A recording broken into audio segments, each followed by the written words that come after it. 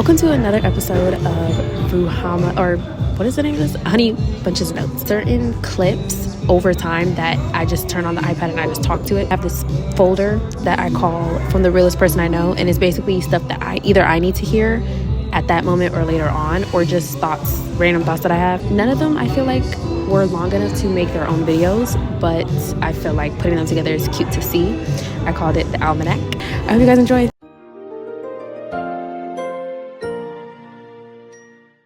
Okay, ignore my look. But okay, what I just realized is with coping mechanisms, right? They're not gonna work unless you get to the root of it. Because you can fix a coping mechanism, but if you don't fix why you created the coping mechanism, you're just gonna get another one. Like you're just gonna get another way to cover it up. And so the visual for it is like you have a flower, and the flower represents our either subconscious or inner feelings, or the emotions, right? And it's especially like if you have an issue with being vulnerable.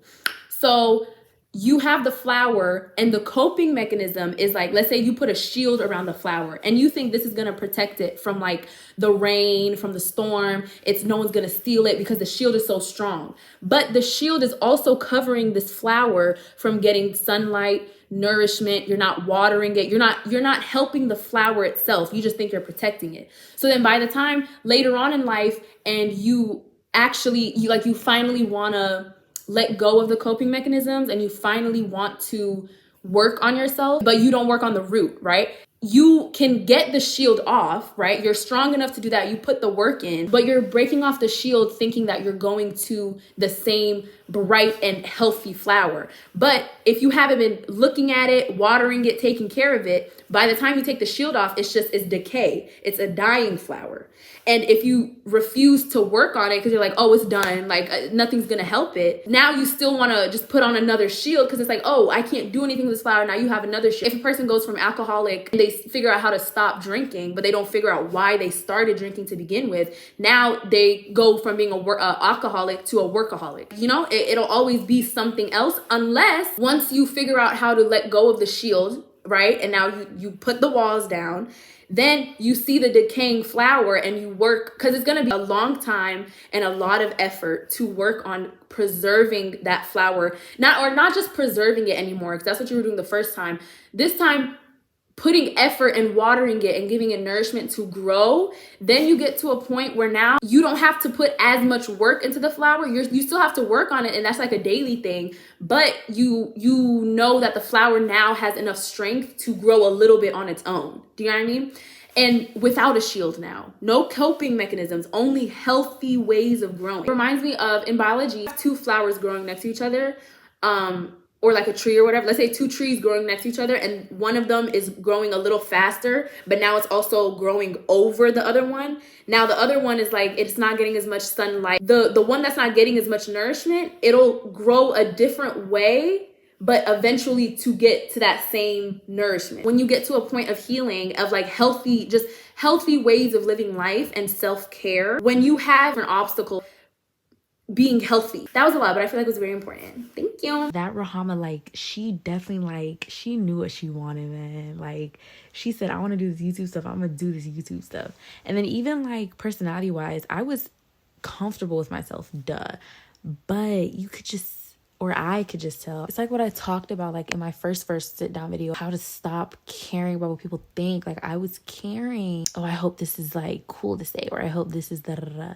But that's not how you're supposed to. Because I just remember, like, in high school, I feel like unless I was comfortable around you, you probably didn't think I had a personality. Like, you probably thought I was like a quiet girl, like two shoes. Nothing wrong with that, obviously. Certain people saw certain sides, which is like, it's not a bad thing. Because I feel like to a certain extent, because not everybody is going to match your energy, whatever, right? Now, I do find myself getting comfortable quicker, which I love.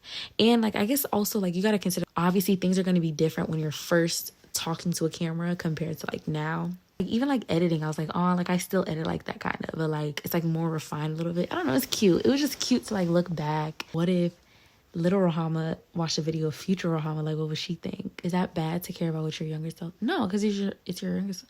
Y'all, like, I don't need to be thinking this hard. Thanks for listening to my rambling. I hope it wasn't too fragmented. Am I delusional? Okay. Good night. Especially these days, I've been in the middle of like feeling like I don't have time to do stuff, but then on the other hand, feeling like I have all the time in the world, like, to enjoy. It's like trying to find the balance of like working on myself and the things that I know I have to work on, basic life things that I need to establish now. I'm proud of myself for working on it and like doing it. Then sometimes I'm like, dang, all the time I took to like really get myself together, I wish, like, obviously perfect world, I would have been able to do that while also balancing other aspects of my life. But obviously everything happens for a reason. I've learned the lessons out of this that I need to learn out of. So because things are now like starting to pick up, both of like I'm going back to school, I'm actually, it's not a rigid organized system, something with music, right? A stepping stone. It's better than nothing, which I've had for like a couple years, saying like I want to do this, I want to do this, never actually doing it. I'm just now starting to see like, okay, if I keep going like this, I could see like even more progress, even more like consistency, discipline, all that. But I also know once that happens, I'm gonna be so much busier. So I think I'm trying now, it's like I have all this free time, right? And then on the one hand, this is how I felt like that whole time I was out of school, but like on the one hand, you have so much time to get all the stuff that you want done, whether that's self-help, travel, whether it's whatever. Then on the other hand, you're like, oh, but this is the time where I could just save money, lay low, not be too whatever. But then on the other hand, it's like, this is also probably the last free time I have. I mean, God willing, he only knows what's, only God knows. But like, I feel like this is the last time that I won't have busy. And this time it'll be like other people's timing, like classes, for example. I can't control the time a class happens. Right now, I kind of have the freedom. I have the job. But even then before the job, I feel like I'm rambling. For some people might say I know how to yap. Some people might not.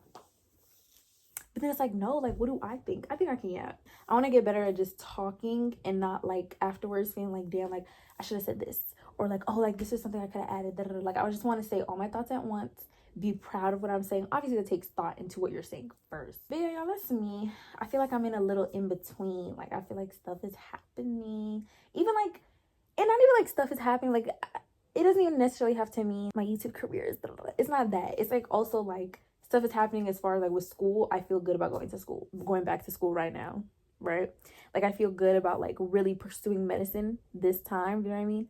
But then also like giving myself grace of like knowing you could be the most perfect person in the world and still not have a perfect semester. Like, I think that's impossible. I'm just trying to enjoy life, you know what I mean? And I feel like for especially like high school, middle school, I was kind of like, I try to like stay on a narrow path.